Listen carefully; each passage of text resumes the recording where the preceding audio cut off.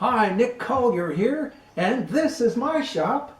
Come join me. We'll have some fun. Nick Collier here again, and we've got an in-shop project to do, meaning it's for the shop rather than for money, but it's a necessary one.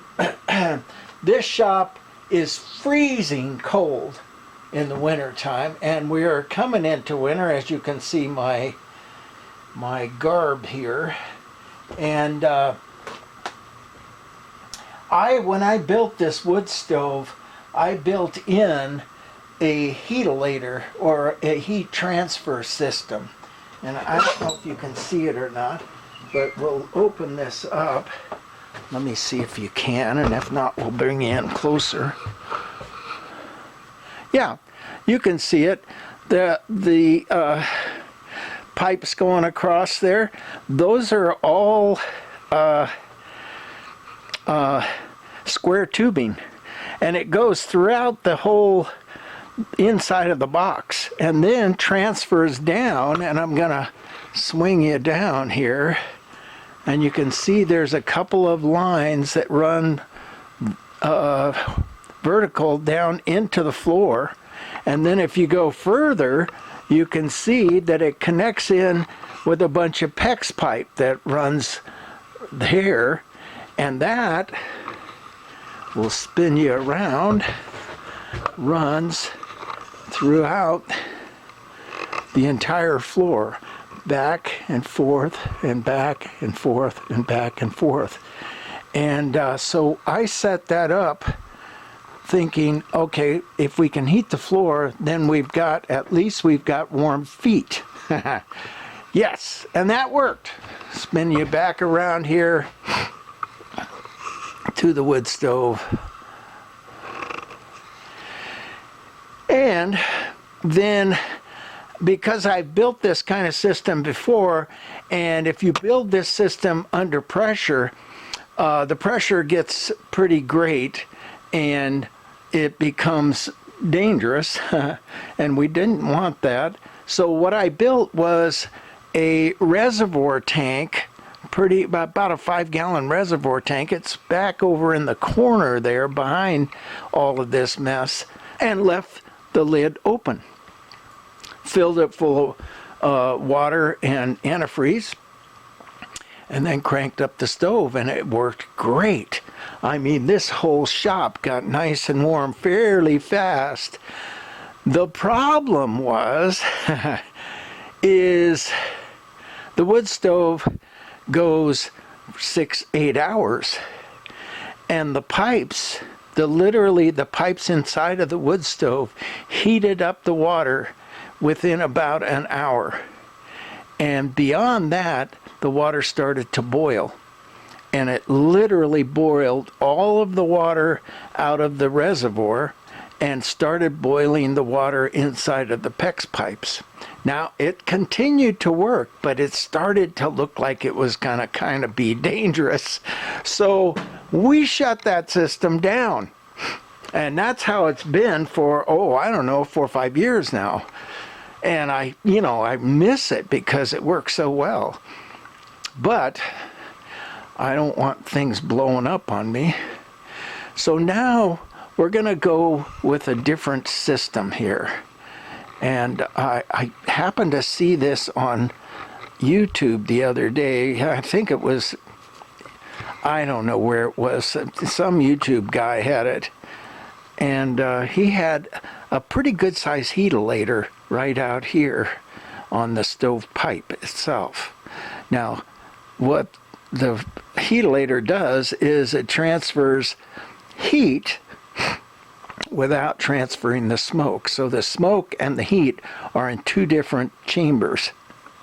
So what I'm going to do is I'm going to come in and I'm going to put about a 24-inch box from here all the way up to the top of this, oops, it actually goes up higher, the top of this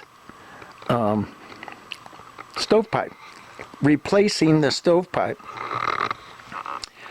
And then So I'm going to build the box, and then I'm going to build a whole series of pipes that will go through the box and weld on both sides so that it's sealed, so that the smoke can go up through the box and around all the little pipes that come through it.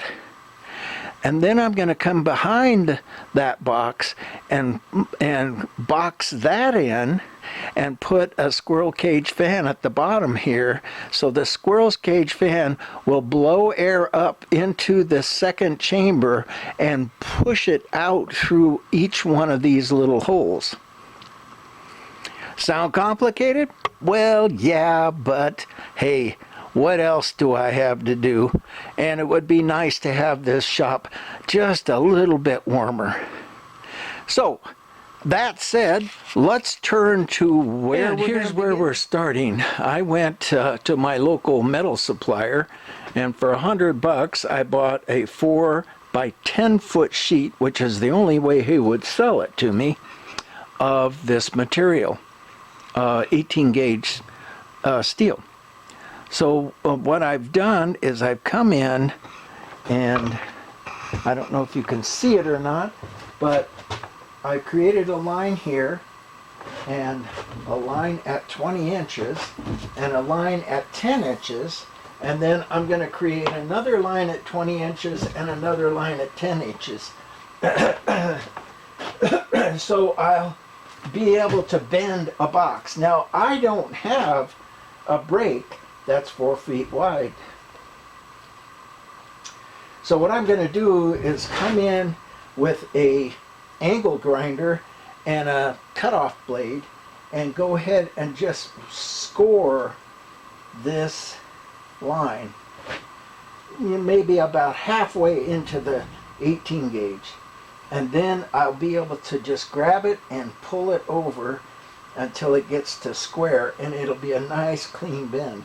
Then I may come back in and re-weld that up just for safety's sake. So that starts this whole process, and this is 4 feet wide, and I still haven't gotten the squirrel cage fan, but I'm working on it. That's better. This will go into that corner over there. This whole thing's going to fold around. But before we fold it, we're going to come in and put all of these helilator holes in it. And we got a 2-inch hole saw right there. And I think what we'll do is just put this on the floor and come in with our magnetic drill and just start drilling holes. Because one of these pipes is, oh, you didn't see any of that, did you? Oh, man. Okay, let's come over here.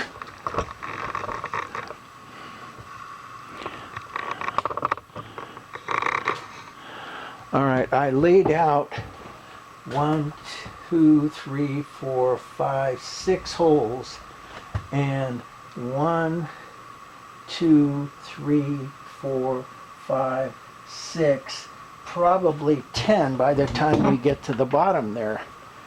And that's 860 times 8 equals 480 inches. Divide that by 12 equals 40 feet. Well, that's too much, because I'm going to come in with some 2-inch round pipe, and 2-inch round pipe is $200 per length, per 20-foot length.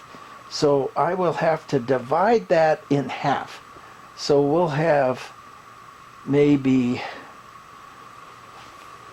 5 across and 10 down. 5 times 10, 50.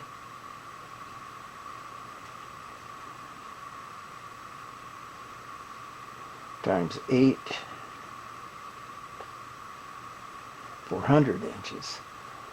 All right, we're just going to have to mess around until we come up with the right sequence for this whole thing. And maybe it might be better to bring this in a little bit further, so we've got less. Okay, so there's 1 inch, and here's 1 inch. And so bring it into 13 inches, which means we got 1, 2, 3, 4 times 10. All right, well, we got a little bit further without the camera because there was so much action going on today during work hours. But this is basically what I'm going to build. This, all of these vent holes will go through to the back baffle, and the back baffle will be solid, and a squirrel cage fan down below here will blow air out of each one of these tubes. So that said, you can see where I'm going to, I laid out the holes, so each hole is going to be here, there, there, there, and we'll have about 30 of them, which is a 20-foot length. And I came in and I ground a groove in this part here, so that when I get ready to bend this, I can take a piece of angle iron or something like that and strap it to this, and then just bend this up. And I've weakened it enough that that it will bend and make a nice, clean, crisp bend. Right now we're gonna not cut through, but just cut down into, just like we did here, down into the metal so that we can weaken it. And then we're going to come back to this line here and cut through. And then we'll have one panel. It'll be the front panel and one side with a bend over and a bend over. Now the question is,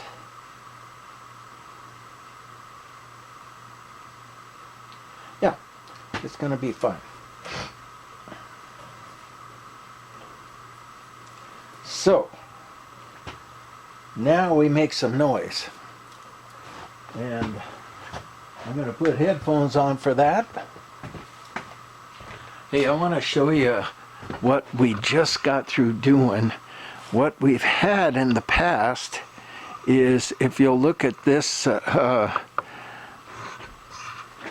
cubicle here, the wall is way back there, and then the bench is kind of fairly close right in here. But this green thing down below is part of the strength of the building. So I've been reluctant to move it. So now we're going to go over to what's just happened in the welding department. I decided to break that. Here's where that bar goes, right in front here. And so I split it and rotated the metal and over to the wall, and it opens up this huge space for me to work in the welding department, welding and grinding department. So we came in, put some sheetrock back there, split this, and then if you'll look up above, you can see that this beam here is the strengthener. That's going to hold, those two beams will hold it. Now I may come in at some point soon and put a little gusset in right here to really strengthen that whole corner up. But for now, this is kind of what we have. It opens up a huge amount of room for, you know, just getting in there. This was a completely blocked off space. It had literally standing room only right here. That much room. That was all we had. Now we have this huge space that we can get in and actually use the tools. So that's kind of cool. And that just happened, well, we just kind of finished it today.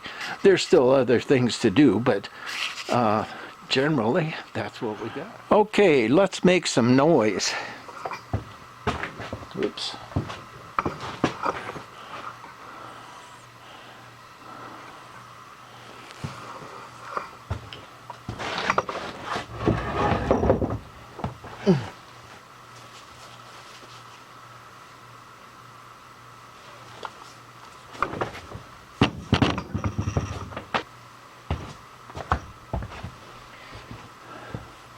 And this little half by half bar is just to keep myself in a straight line. Because I don't know if you've noticed or not, but I got shaky hands.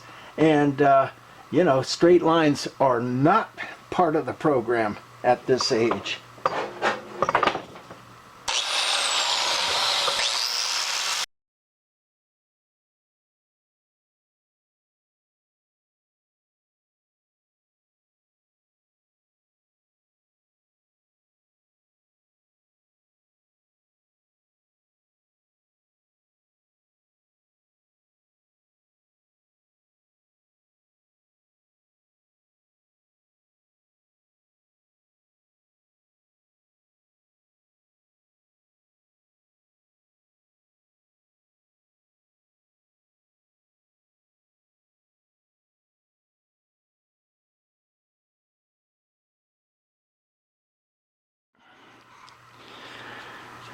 Okay, well, beware these DeWalt blades. You know, I bought some DeWalt blades here a while back, and they were great, man. They lasted forever, and they were really good.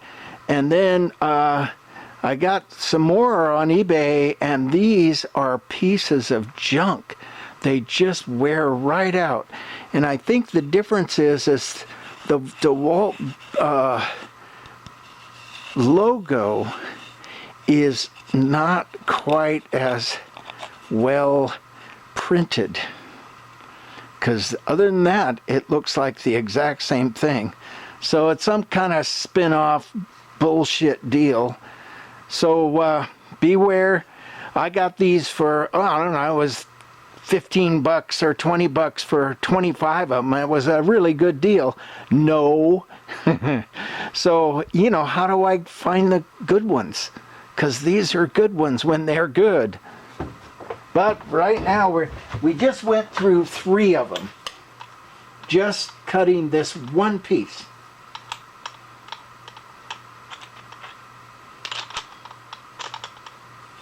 And here is number 4. And it throws stuff all over the place, and it's just horrible.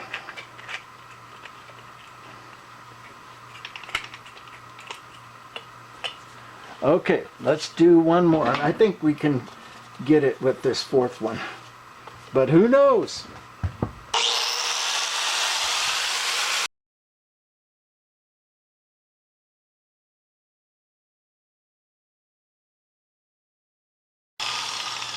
That's pretty much it.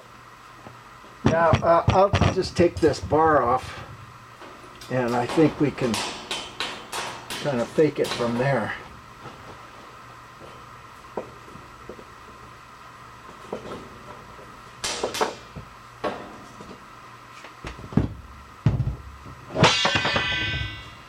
Yeah, it looks like we got just a little bit more on the bottom there.